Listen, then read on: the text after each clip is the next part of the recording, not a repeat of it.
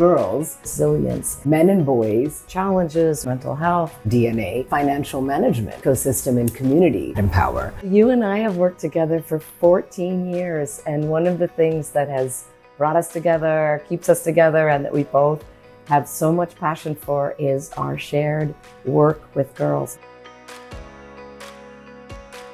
I mean, Empower has been working under your leadership, Cynthia, on girls since 2005. And this was long before there was an International Day of the Girl. Right. We've guarded a space and place for girls to not only thrive, but to shine across all of our programmatic work. In the countries that I was visiting and the programs that I was seeing, all too often, you'd see boys learning carpentry and how to be an electrician and construction, and girls had very few opportunities. They were learning to make soap, bead make, embroider, sew, and there weren't opportunities, especially for girls, to enter the kinds of jobs that boys had, which pay better, have better security. And so we decided we have got to change that. That's just not right.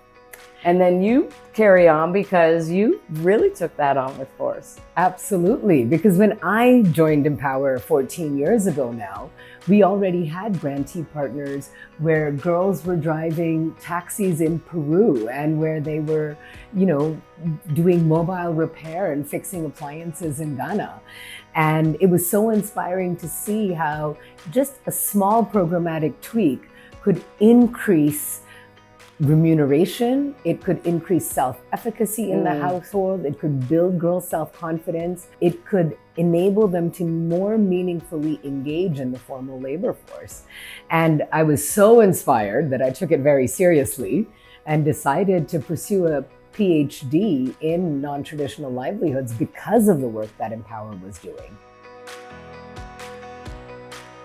Meaningfully engaging young people is so central to our core DNA at Empower. And it stems from a very, very simple idea that there is no greater expert in the lives of young people than young people themselves. All of us at Empower see our role as really truly handing the microphone over to young people so that we can leverage and learn from their wisdom, their lived reality. Because quite frankly, that's why we're all here. We can't be listening to grown-ups and about what the needs of young people are. So we have young people in Mexico, Indonesia, South Africa, Philippines, India, who are really advising us. The only reason we're here is to be in service of young people. COVID was really a clarion moment for us, and I think for many around the world, because the issues around mental health became so much more apparent. And ever since, we've seen that there are rising issues of mental health, depression and anxiety and suicide among young people in a way that is deeply concerning, but also the recognition that mental health is so fundamental to all of us.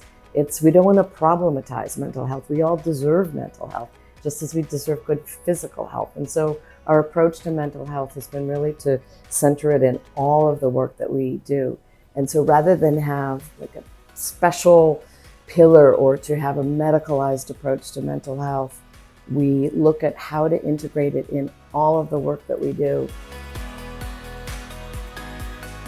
We are one of the few funders that funds our grantee partners for up to 10 years. Can you share why that decision was made by you so many years ago and why it still continues to be so central to everything that we do at Empower? It's one of the things I'm also most proud about.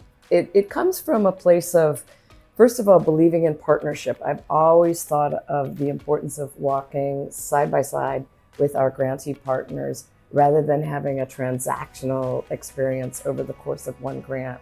We can see their progress, we can develop trust and confidence, we can learn from each other because we've built a long-standing partnership and a funding stream that is something that will sustain them in the future and can help them plan and think about their next steps in a way that just isn't possible if there's a kind of one and done kind of grant.